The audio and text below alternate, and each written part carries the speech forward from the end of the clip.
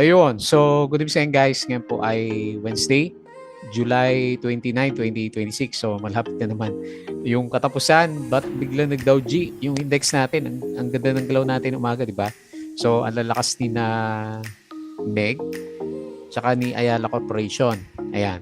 So, bakit nag-Dow G yung pinaka-main na index natin? Tapos, may malakas na net foreign buy tayo dito. Hindi ko makita yung saan galing yung 500 million kasi more than 100 million malakas yung pumasok kay dito kay Ayala Corporation natin. So, hanapin na lang natin kung sino yung nag-cause ng malakas na net foreign buy. Pero yun nga, may mga nag-pullback na blue chip siguro. Ayan, pero mataas pa rin yung closing ni Ayala at saka si Meg natin, no? Okay? 5 saka 4% yung galawan po nila. So, nag-close tayo 6,353.04.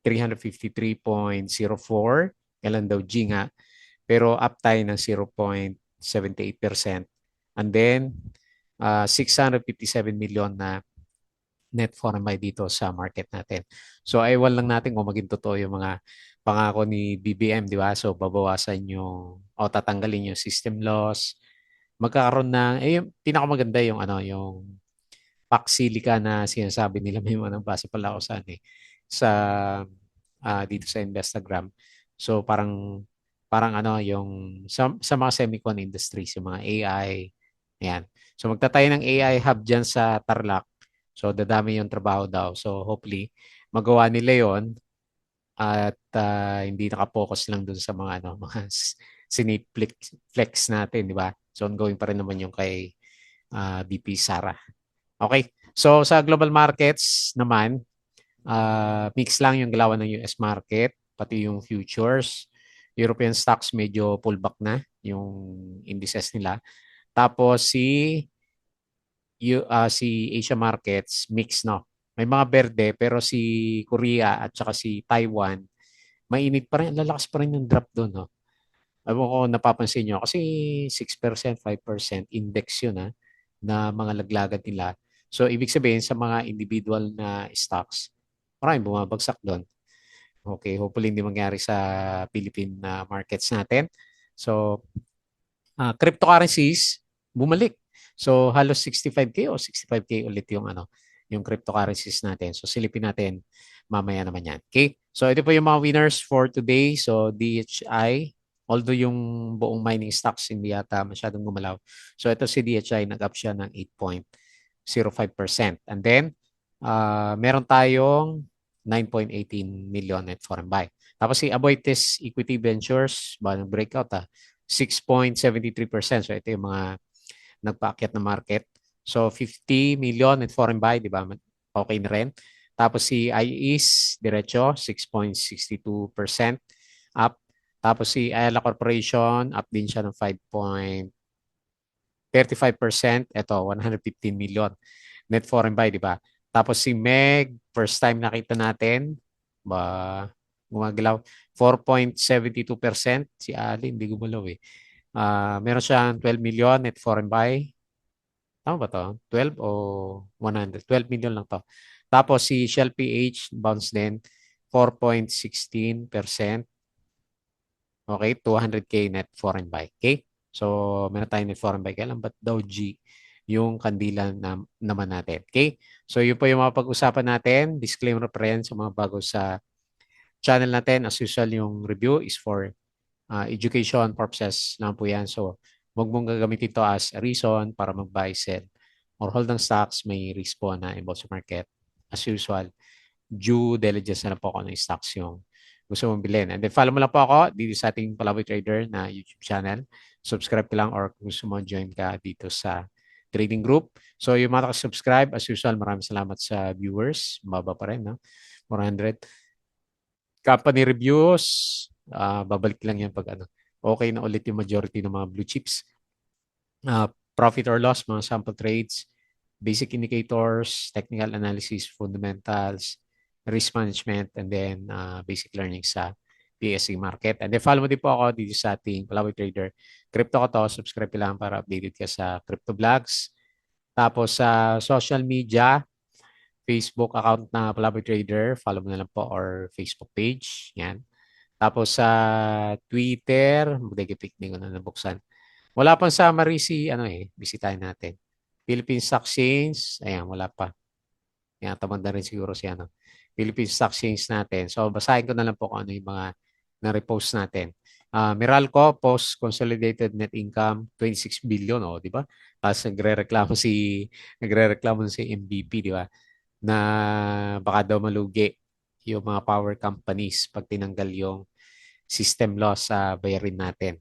Okay? Pero ayan, ang laki ng kita, 26 billion, di ba? Hindi pa naayos yung system loss niyan. Up by 11%. At 80, ayan, so watch out na lang kasi si Alacor nagbenta ng 1.5 million shares. Maliit lang naman yan kasi 10% ownership. Malaki pa rin yung hawak niya. 18.5 million. AC, ayan. Si AC pumipitik, updates, purchase, Ali shares. So, bumili na naman siya ng Ali shares. So, pinapop niya si Ali per joint venture, ano to, Maibara Geothermal. SMBDO said further progress in reducing greenhouse. And then, ongoing pa rin, ayan, ang kukulit ng mga to. Iran launches missiles at US forces. Yan. Hindi pa rin magkasundo yun. Dalawa, kaya balik sa pagmahal yung gasolina natin. Okay, Felix Mining, profit more than doubles to 392 million. Ito yung US mix, yung galawan, and net loss. Ba't ganun? Net loss of 200 million in the first half of 2026. Magkaiba yung pagkakasabi ng dalawang to. Okay? So, yun lang po yung mga balita. Wala masyado. So, patalastas ulit. Yung mga gusto ng guide sa trading sa market, salin lang po kayo dito sa Patreon channel po natin. Okay? So, punta tayo dito sa index na Dow G. Pero ang lakas nga nung umaga, no? Gawa niya ni na Aboitiz Equity, ni na Meg, Ayala Corporation. Pero sino yung humila ng index natin? Ba, pwede naman iakyat to. Pero 1 billion pa lang. Sige, ilagay ko na lang dito. Kasi hindi pa naman lahat gumagalaw. So may gap pa rin tayo dito na nakamba. Hopefully, hindi negative side yung Doji. Kasi yung RSI level niya dito pa rin naman sa bandang taas. So bullish pa rin yung expectation natin sa markets natin. Okay? So nag-close tayo 6,353. Up siya ng 0.78%. And laki nga 600 million net foreign buy. Kasi tinitignan ko yung malalaki yung trades. Wala naman masyadong Ito si Ayala Corporation 100 million. JT Cap hindi rin naman ganun kalaki. Ayan 51 million. Jollibee 22 million. Baka ganun. Baka naipon 'yon, no? Baka nag-start na sila mag-accumulate sa mga big caps natin. Okay? So ito yung mga winners. DHI, ayan, breakout. Ganda ng trend ni DHI, no? So, diretso, 8%. Aboitiz, equity, ayan, breakout, sa tinagal-tagal, nag-breakout. 6.7%. IES, ayan, pangalawang araw, ayan, breakout. 6.62%. Daming gumagalaw pala. AC, 5.35%. MEG, 4.7%. Ayan, Shell PH, 4.13%. Robinson, 3.6%. And lastly, yung may volume hanap lang ako. Manila Water, 2.43%. Ayan. Uulan daw. Magkakaroon na ng tubig sa Anggap tsaka Binga Dam, di ba? Pinapunod natin. Laging dry yung pinapakita ni GMA. Okay? So, silip tayo dito sa global markets. So, based dito sa galawan natin, so mukhang mix pa rin yung galawan ng global markets natin mamaya. Okay? So, S&P Futures plus 0.17, Dow Futures negative 0.25, and then Nasdaq plus 0.09. So, based dito, mix kahapon. Okay, drop majority ng European stocks, ayan, red. Tapos sa Asia markets, halos verde naman lahat. Maliban dito kay Korea, minus 5%, tsaka Taiwan. Pinapahirapan yung mga no, mga semicon stocks, tech related stocks natin. Okay? And then sa cryptocurrency, balik tayo sa 64K lang pala. 64.4 pero verde lahat to. Si Ethereum 1.9K, si BNB 570, XRP 1.08, si Sol hindi pa nakabawi 73.7, and then Dodge is 0.07 pa rin. Okay? So yun po yung mga global news. And dito tayo sa mga trending stocks. So, nahin po na nga natin si DHI. Ang ganda rin ng trend nitong si DHI. Bakunti-kunti lang pero ayan halos makabalik na ulit dito sa bandang taas sa 8.9. So, malaki yung chance na mag-retest for the week. Hopefully, mag-breakout din to kagaya ni Atlas Mining natin kasi nagbebenta na yung mga executives natin doon. So, nag-close siya ng 8.32, up siya ng 8.09% and 4 million net foreign buy. So, maganda yung mga indicators natin, yung RSI okay. And then, okay, tuloy-tuloy din yung recovery ng MACD formation natin. Okay? So, walang news pero okay naman yung trend niya. Next, Aboitiz Equity. So, mukhang blue chips. Blue chips na ba? Ang gagalawin. And so, nag-breakout na siya. May result na yung rebalancing. So, baka nag-aano na sila. Nagre-rebalance na ng portfolio yung mga investors. So, nandito na siya sa bandang taas. Hopefully, makaabot siya dito sa 38 for the week, di ba?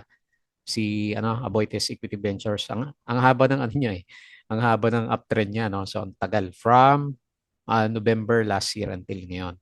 Okay? So, pero kung investor, di ba? Panalo. Kasi maganda yung recovery niya. Okay? So, nag-overbought na siya. Bullish yung RSI. So, nasa 75 level. And then, yung MACD natin, okay din naman yung galawan din niya. So, bullish din yung kanyang pinaka-price action. So, nag-close si Aboitiz Equity ng 36.5. Up po siya ng 6.73%.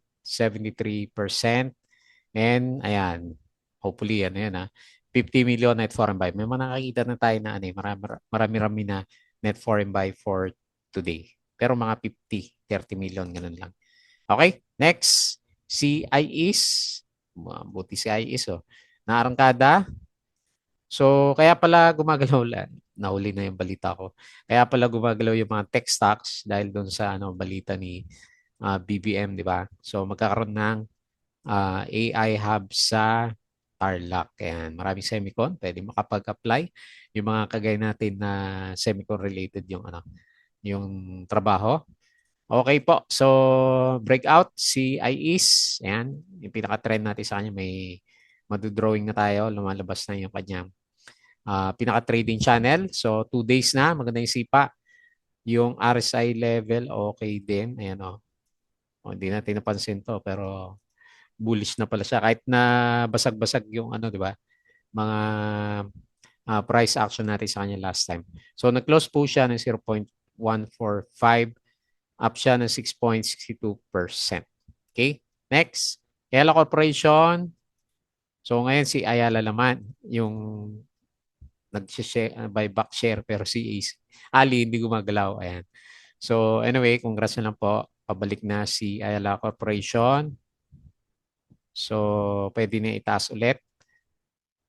Dito naman sa 540. Kasi ito yung support natin last time. Yan. So yan yung gusto niyang i-try for the week. Hopefully, dire-diretso na. Ayan, yung mga blue chips natin. So, okay na rin yung RSI niya. So, nandito sa bullish side. Okay? So, nag-close siya ng 512, up ng 5.35%. Mahal nga lang per share. No? So, meron siyang 115 million. Ito yung isang malaki, 115 million net foreign buy. Okay? Next, si Meg, di ba? Ang tagal nating hindi na pag-uusapan. Yun, ang laki din ng kandila. So, breakout si Meg.